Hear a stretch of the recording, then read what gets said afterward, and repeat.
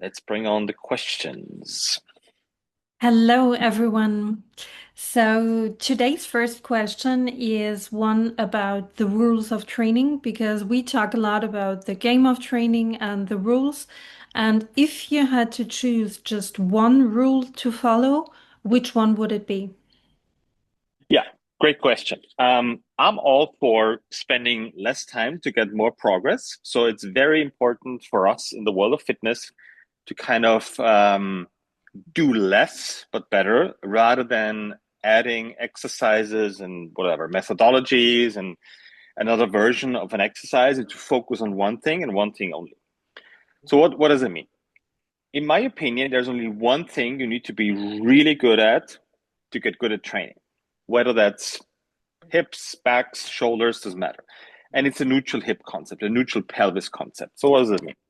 Your hips can swivel, right? So we want to keep the pelvis neutral by engaging the glutes, which will help everything else. This will help your hips, knees, ankles, lower back, shoulders. So this is the central idea of my training game.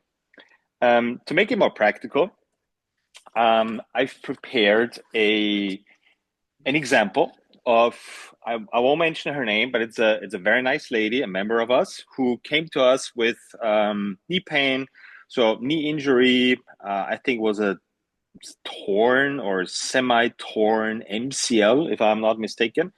Some ligament in the knee, gave up, and obviously 6 weeks, whatever, cast, and off we go. So whenever she wanted to squat, she felt pain in her knees.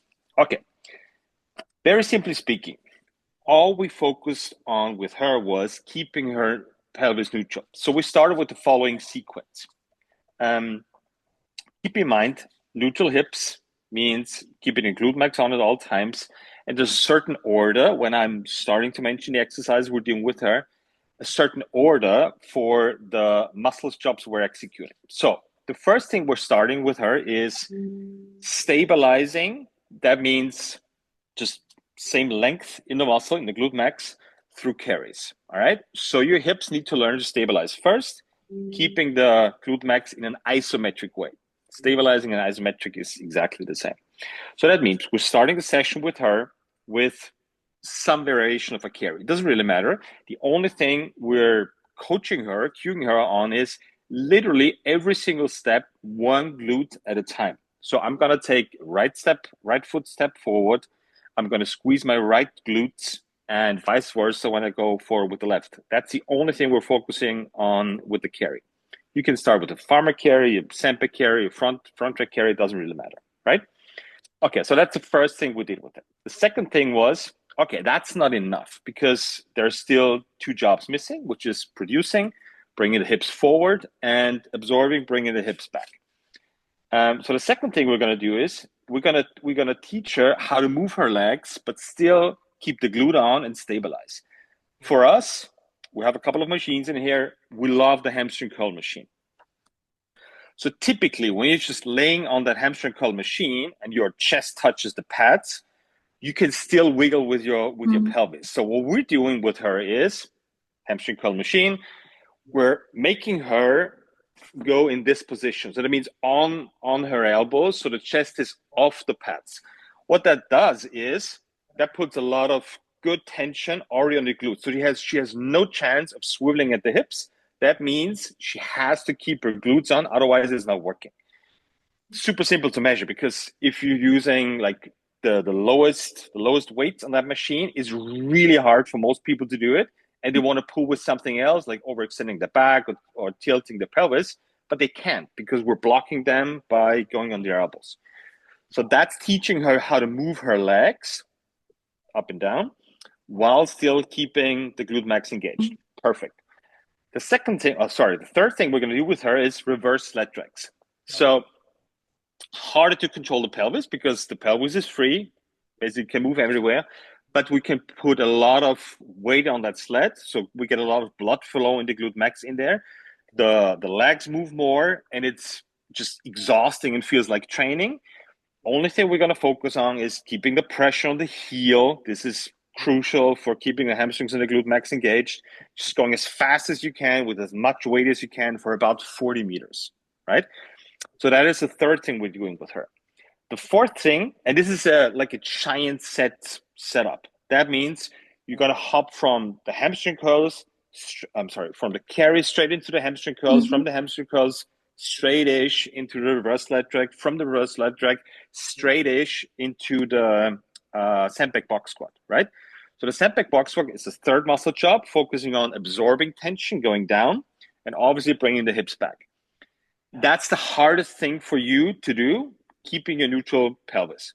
Some of you might have noticed this when you go down in a squat, the hips start tilting. This is exactly what this is all about. This is the most technical challenge you can face Mhm. while moving. So that's where we keep it at the end. We'll start with start with stabilizing tension, then we're going to producing tension, and at the very end, we're going to practice absorbing tension. Again, this is not a closed system, it's a sequence, because I think from our experience, this is how the body learns, right? So you doing stuff, blood flow, stabilizing, you're doing something, blood flow, producing, you're doing something, blood flow, absorbing in a row, right? Mhm. So your body learns how to stabilize your hips in every single shape or form there is. We have a couple of videos, we'll edit it in. And you see something very interesting. On the first set, say for example, the reverse leg drag, her hips starts tilting and shifting in every single imaginable way, right? So up and down, left, right, rotational, so all over the place. Last set, third set, it's not perfect, but it's way better than the first one. You see less tilting, less shifting, and less rotation. That's exactly how we know that we won the session with her. We won the sets with her. That's kind of what we talk about in the book about the last rep rule. As long as it's getting better, we're on the right track. Funny enough, she doesn't feel her knee anymore doing box squats at the end, which is a That good. that would have Go been ahead. my question now because I have two questions actually. The first one being, so you did like the whole session for her were just so those four exercises, like 3 rounds. Mhm. That's it. Okay, and the second question was she feeling any pain in the sandbag box squats? Also Nope. not in the first round. Nope. Oh. Okay, so this, from my experience, this is how the body wants to learn. It's not okay. We have to isolate the problem of the knee and do some stuff around her knee. No, no, no. We're going to focus on the neutral pelvis. This is going to set up everything else, because if you set up the neutral pelvis with the glute max, that means your hamstring can work fully. That means your quads can work fully. So it's trickling down for whatever is needed for your body. We don't have to pick and choose and be like, okay, now we're doing the quads, now we're doing the hamstrings. No, no, no. If you set up your neutral pelvis correctly, everything else will fall in place. That's how we can shave off a lot of time and a lot of unnecessary work, so we have results faster. It's not rocket science or a scam. It's just, if you get this right, it works. Why? Super simple. Because if you set the pelvis right, all the attachment from the muscle I've just talked about are going to be in the right spot. So every single muscle below it can work properly. A little bit too simply explained, but you get the point. And how would you have adjusted that session if she would have had pain in her knee with those sandbag squats?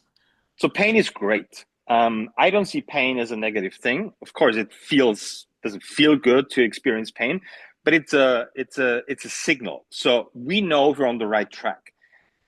Let me backtrack. Okay, so something is missing if she's still feeling her knee doing box squats, right? So what is the missing point? It's we're either not precise enough in executing the neutral pelvis, or something in executing that in those exercises is off. We can watch it on the videos. Great. If she would have felt pain still, which is maybe normal for the first set or two, um, I would have literally skipped the box squat. Not because she does feel pain, but just because she's not ready for it. Mm-hmm. Mm-hmm. Okay, so if in the first set we'll do the carry, the hamstring curls, the sled drags going to the box squat, she still feels her pain, but it's getting less over the whatever 6-8 reps she's doing the box squat. that's okay for me. If it's getting worse, if it's Mhm. getting like she's giving more pain, and we're obeying the hip rules, we're doing everything we have to do with her. Okay, that means she's not ready for it yet, so we keep it less technical, staying with the carry, the hamstring curls, and the reverse leg. That Mhm. doesn't mean we're going to skip the box squat forever. No, no, no. We're going to implement it every single week and test it, use it as a testing tool if her knee's actually getting better. That doesn't mean we're keeping her on simple exercises. Oh, fuck no. That's not what we're doing. We want to progress her to the most technically difficult exercises ever. So we have to bring them in and test them there and see if she's ready for it or not. So it's a constant evaluation and a ping pong game to see, okay, how far is she, right? Mhm. So never skip stuff. That just means, okay, we have to do more preparation work for her. And maybe she's not there today, which is totally fine. We have time, and maybe the next session will work. Okay, but it's just to paraphrase it, it's okay to skip it like in one round or two rounds, but you mean like not overall skip one exercise if there is some trouble. Yes, our job as a coach is to give you a chance to back squat 300 kilos. Like that is the thing, Mhm. right? That doesn't mean you'll have to go there or this is your goal. That's not the point. But in my head, this is where I optimally can bring you in like 150 years. I know this sounds weird, but my goal is not for you to walk pain free. Like that's not my end goal for you. So I cannot stick with unweighted single leg Mhm. deadlift or lunges or whatever it is. No, no, no. This is not enough stimulus because if you hop on whatever your skiing slopes or on the bike or play soccer again, guess what? That stimulus is going to be way higher and you're going to experience knee pain again than what you practiced in your training. Mhm. So my end goal for you has to be 300 kilo back squat. That doesn't mean we're actually going to do it, but in my head, I have to aim way higher to prep you for whatever you have to do in your quote unquote real life or sports. And how does that influence the structure of the next 6 weeks for her? Are you going to stick with those exercises, or is there going to come a point where you, for instance, take the box squats and replace them with quote unquote normal sandbag squats? Yes. So we've developed a not only we call it the wet scale. It's basically a hierarchy for equipment and exercises, but also measuring points. I just grabbed this from the table right here. So we have level one benchmarks, and that will define. Okay, first of all, what is your goal? In my head, it's a 300 kilo back squat because I have to aim higher, higher, higher. If your goal is okay, I want to sandbag squat 50 kilos for 10 reps, like that's totally fine. But I have to keep pushing to prepare your body for something else. So that means we're bringing level one benchmarks in. If you tick those boxes, we can move up that ladder. And that means going from a sandbag box squat to a normal sandbag squat, maybe to a safety squat bar squat, maybe eventually at some point, if that is your goal, going to the barbell back squat. But that's a different approach than just because just start on the barbell back squat and do empty reps. No, no, no. Stimulus is missing and it's technically too difficult to start with. Yes, I will still aim for developing you towards that if that's necessary for you.